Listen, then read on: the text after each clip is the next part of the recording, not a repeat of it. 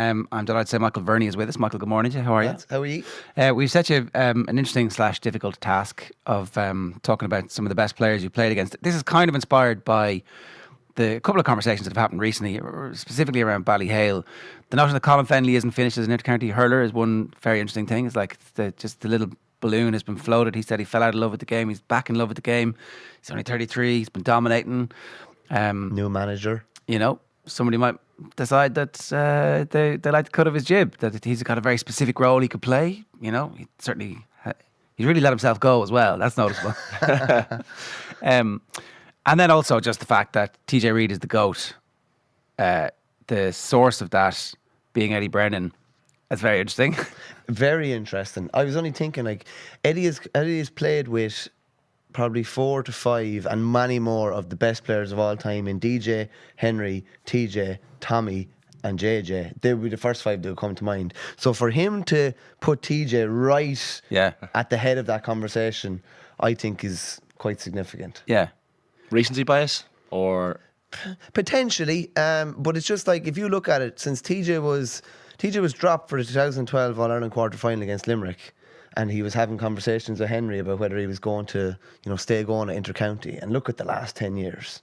It's been absolutely unbelievable. And the longer he goes, it seems the better he gets. He's nominated for Hurler of the Year this year, lads. He's 35 next month. He was brilliant last Sunday. And the more club runs, I'll put it this way. Henry was unbelievable on an unbelievable team. To me, it's more significant to be unbelievable on a lesser team and to be dragging a lesser team with you. Yeah. That's my opinion anyway. Yeah, no, I can see how that certainly helps make the case. It's like just the fact that it's, as you say, he's played with all these lads. That really makes you kind of go, okay, well, if he thinks that, that's kind of important. Well, he started a nice debate for us all anyway. There's plenty of conversation now with anyway. In the off-season. So we were asking you who are the best players, the split season. Let's split this into club and county. Who are the best players you played against at club level, and who are the best players you played against at county level?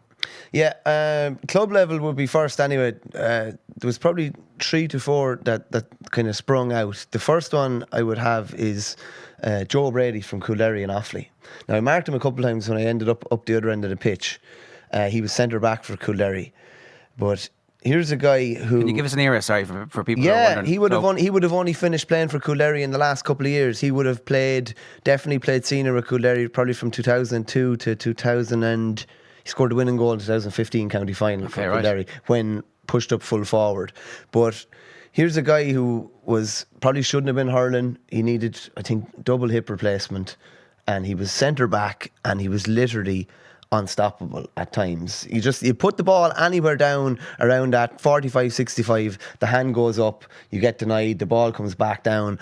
Just an unbelievable leader. I think if you chatted to Brian Carroll or Damien Murray or any of the Coolderry lads, they would tell you that Joe Brady was the heartbeat of Coolderry, and he absolutely maxed out his own career, I would say, particularly taking into account those injuries. But when I was standing corner back and you're looking up at this guy's centre back and he's in the mood, you're kind of thinking, how are we going to get around him? Yeah. That sort of player. So it's just like you're not directly facing him on the pitch, but you're he's like a force field that drags everything kind of, yeah. And while there are near neighbours and are bitter enough rivals, he had, when they went on that club run and got to the All-Ireland final in 2012, like, he was outstanding the whole way. He was the one that really, really drove them forward. So he would definitely be up at the top or in around the top of my club list anyway. Damien Hayes would be next. Had the misfortune of marking him in a club final in 2008. And you know the way people talk about, the dimensions of pitches and whether pitches are bigger than others. I can categorically tell you that Croke Park is wider than any other pitch in the country. Because I remember him getting a ball and I remember shepherding him towards the sideline, and you're thinking, in your head the dimensions of the pitch. You've played on pitches your whole life, and there was another 10 yards there. And I just said, oh no. And he just ran straight and just took away, and you could see the dust, the roadrunner dust coming after. But obviously at county level he had a brilliant career with Galway, but at club level and as part of that brilliant Portumna team, like he was nigh on unstoppable at times as well. not particularly big, probably about 5'8", just so fast, so powerful. And again, another guy who got so much out of himself, particularly, I would say, obviously he had a brilliant county career, but at club level, the likes himself, Chunky Hayes, Ollie Canning, obviously Joe Canning as well. Not a bad team. Not a bad team at all, yeah. Not a bad, but he was so hard to stop. He got 1-3 in that final. Yeah, I don't think he got most of that off me now, to be fair. But and he ended up on his brother Kevin at one stage in it as well. But not that anybody's counting, Quick retraction there. Yeah, Wasn't me. yeah. I actually wasn't marking him at all. I hate that when it looks like it just looks like 13 was marking 4 and 13 got 1-3, and it's like I think it's more fluid now because people realise they switch at different stages. But bring that up though. Just make sure in case anybody just on that as well. After he skinned you, they moved him off you. Yeah, of course. Padjo Whelan was our manager. Padjo would be one of the great club managers. If we're talking about club managers or goats as regards club managers, Padjo would probably be it. But that was my first club final, and he came on to me on the pitch after. And Liam Power, I was after chatting Liam Power, club legend. It was going to be his last time ever playing senior for Borough, and Liam was after saying, "Is this the last time I'll be up here?" And I nearly had a tear in my eye myself. And Padjo just comes over to me. I hadn't seen him since the match had ended. He just come over, put the arm around me, and just said, "Passed you by, Vern." And I was just like, "Thanks, Padjo." But that's the way it was. Right, that's tough love. Yeah, tough love, all right. Yeah, tough love, all right. But that was a tough afternoon, all right. Yeah.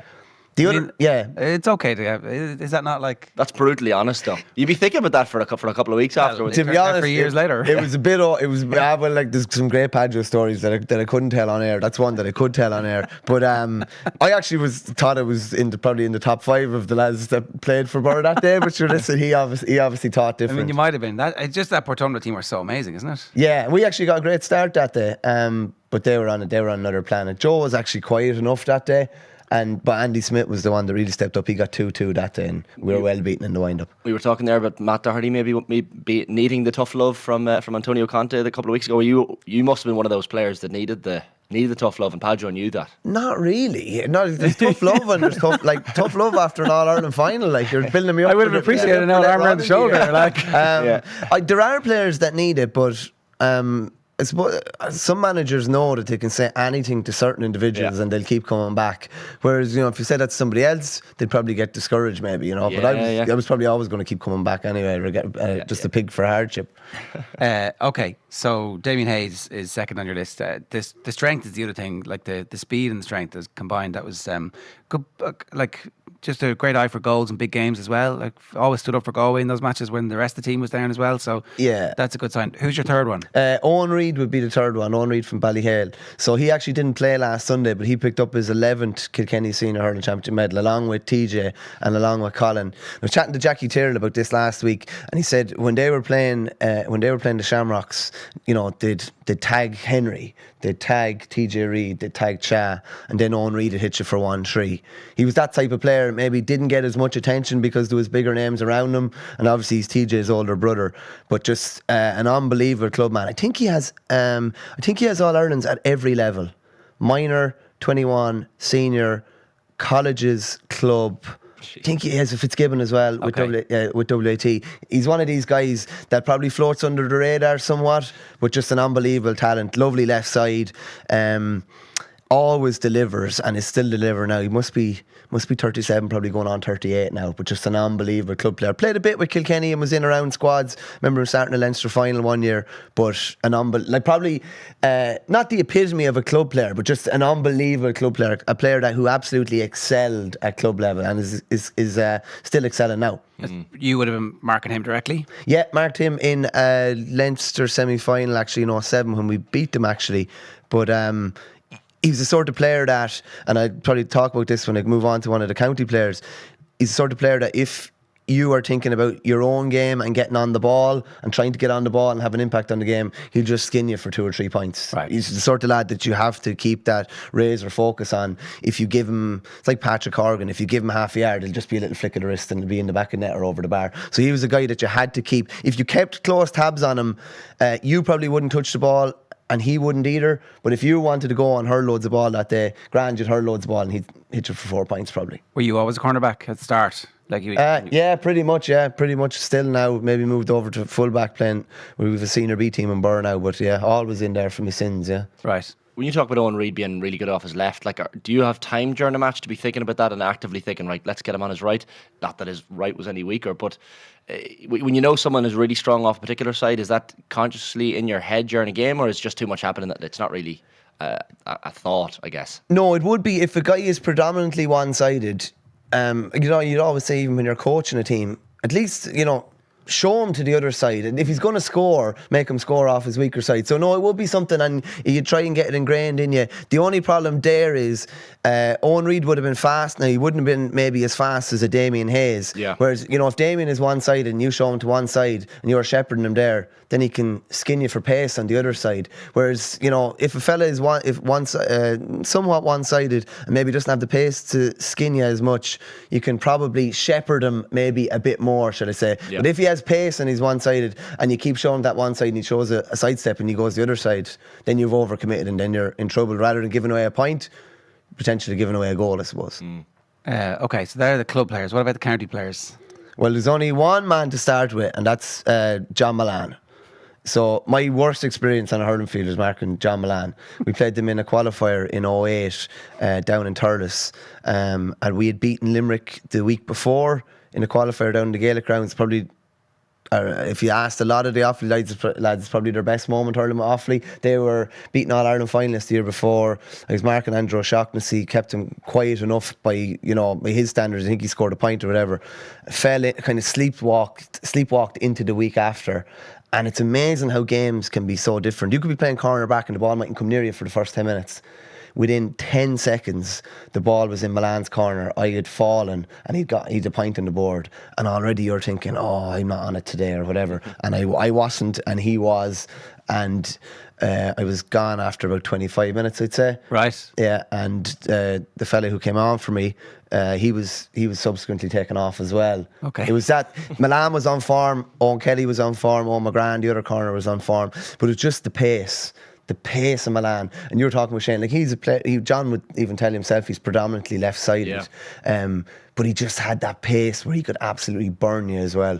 And he burned me a couple of times that day. I think we were surprised in the crappy quiz last week. It was in the numbers round where Mullane had five Five All-Stars, yeah. Which I think none of us. You just kind of forget that. Yeah. Like, it was a fixture. 3 and 4 years under Davy, I think, and one before that. Like Right. the tail end of his career was where he'd gotten to that level of experience, and his performances were just at an 8 out of 10 nearly every day.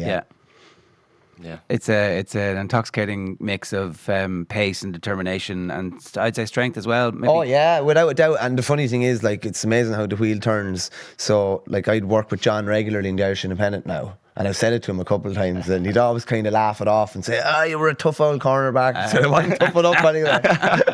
Yeah, well, that's, at least he's like, yeah, I remember that. Yeah. Also, Yeah, at least he does remember. I don't Yeah, remember it would be very deflating if he didn't remember. Yeah. The next would be Richie Hogan. Okay. So there's a couple of links in this. So I remember marking Richie at colleges level and doing okay off him, and then I marked him in a Leinster minor semi-final. It was a couple of weeks after the Leaving Cert, and I hadn't prepared for the Leaving Cert at all. The first of the 3 Leaving Certs I did, by the way. And I couldn't sleep at night during the Leaving Cert because I'd no preparation done, and it's like getting ready for a match. If you haven't the prep done, you're probably going to be real nervous. I remember losing a lot of weight during the Leaving Cert, about a stone or that, just sweating at night and pressure and whatever, and I kind of knew I was going back, but that didn't take the pressure off. And we played Kilkenny. That sounds miserable, by the way. Yeah, it's not. It wasn't nice. Yeah, right. It wasn't nice, and that kind of fed into playing Kilkenny in this minor game. Was underweight, probably. It wouldn't have the same energy. I built up this game to be like the biggest game. I remember saying to someone before, and like, this is a career-defining game at minor level. It's like ridiculous stuff. And I was marking Richie, and I'll never forget, as I'm staring out at the camera here, I was standing here and he was coming in at me with the ball, and he threw his famous patented dummy hand pass, because he was a big handballer, with his right hand, and I literally moved into another parish. I was gone completely into another parish, and he just walked through on goal. And funnily enough, Ray Murray, who was in goals, actually fell for the dummy hand pass as well and went to the other side of the goals. So he literally just tapped the ball into an empty net on one side. And then, funnily enough, I ended up marking him in his inter-county debut in 08. Now, that was a different type of experience because you feel like you had a point to prove or something like that. So it was literally just mauling and wrestling with him for an hour. That's quite what it was. And when he went off, who came on to make his inter-county debut, only TJ, in the same game. So it's it's a nice thing to have 14 years later when you're talking about TJ as being one of the greatest of all time, that at least you marked him on his debut. But Richie was the sort of player, same as Owen Reid, that if you were focusing on anything but stopping him getting the ball, he would just crucify you completely. And so I remember just rolling around and mauling on the ground, and when the ball wasn't near us, you'd nearly just jump on him and take him to the ground or whatever, and mad kind of stuff like that, just to stop him getting the ball. It's a real pity that injuries have robbed us of the last 4 or 5 years of his career, because I think he'd be in that same conversation with everybody else. When you think about what he could do, he could play in the inside forward line and score a rake of points, but also kill you with his finishing. But then he could also drift out to centre forward and become a playmaker, and then he could also play midfield, which is a versatility that not all the rest of those players who we were talking about, and that obviously both JJ and Tommy do have that versatility, but the forwards didn't. Like, they were inside forwards really. Sheffin maybe actually probably. I'm talking against myself here. Eddie won't like that now. Eddie had one of his golden moments when he was out centre forward in 11 before he retired as well. Remember, he set up Richie's goal hurrying down the field. But Richie had that flexibility anywhere from 8 to 15, realistically. And if you wanted to play him centre back, you probably could, and you probably will end up playing there at club level. And Danesfort are in a intermediate final at the weekend in Kilkenny, actually, against Thomastown. But had he not had those crippling back injuries, it's mad to think the last 2 years, had Kilkenny not gone to extra time against Cork, he wouldn't have played in 2021.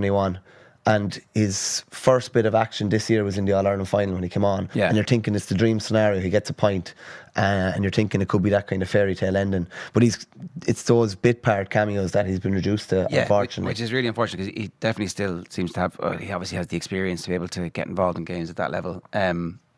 Okay, so is that your third? That's two. My third one has actually escaped me for the moment.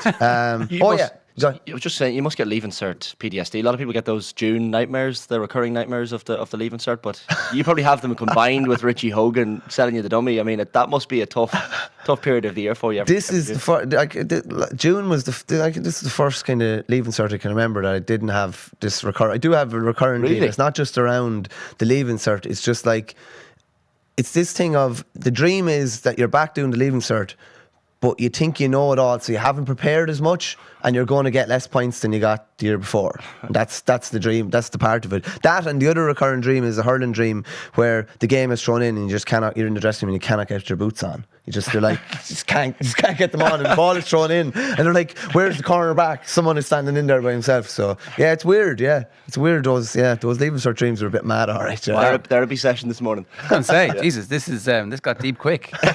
One last thing, very quickly. We're nearly out of time. This obviously deserves a much better conversation. Off the cuff yesterday, Shane had a theory about the small town clubs, or even the kind of parish clubs, holding their own. Certainly this is happening in Monaghan against the town clubs, and all the town clubs, or the big town clubs, are all struggling in Monaghan.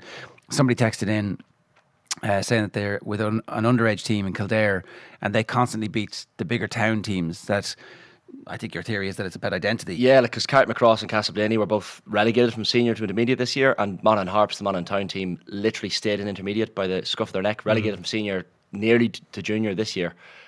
So there must be something in that. I tell you what, with clubs, rural clubs in particular, there's a thing of where there's nearly a pride in not letting anyone fall off. They do not want to let anyone fall off. They call to your house if you miss training. Yeah, well, there you go.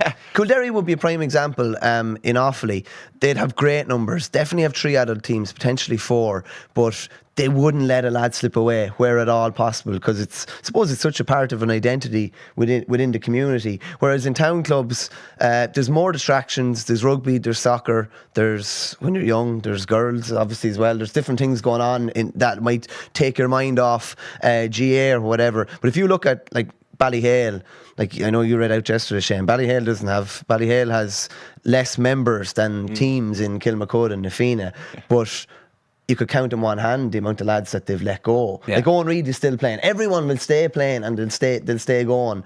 And I know it's maybe it's a bit generic, but there's a pride within that as well of keeping everyone playing. And I remember chatting to a fella who had his kids in Kilmacud, and he just said, like, there's so many teams at underage level. How do you get to know anybody as well? Like, just say you're in a college course with 40 people for 4 years. Chances are you get to know everybody really well. You have a tight-knit kind of course. If you're in a college course with 500. There's little groups here, groups there. Yeah. People slipping off, people dropping out maybe. So just the tight-knit nature of it. Don't go to UCD, that's what I'm hearing.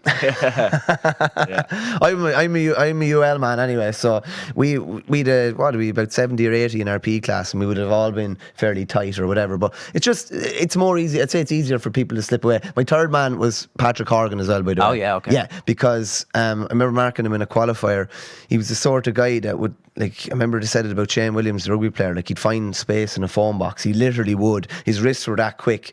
Again, a lot of those great forwards, it's deny them the ball. If they get the ball, you're chasing their tail. Yeah. You need to deny them the ball. His wrists are like nothing I've ever seen before. All right, that was brilliant, Michael. Thanks a million. Michael Verney there.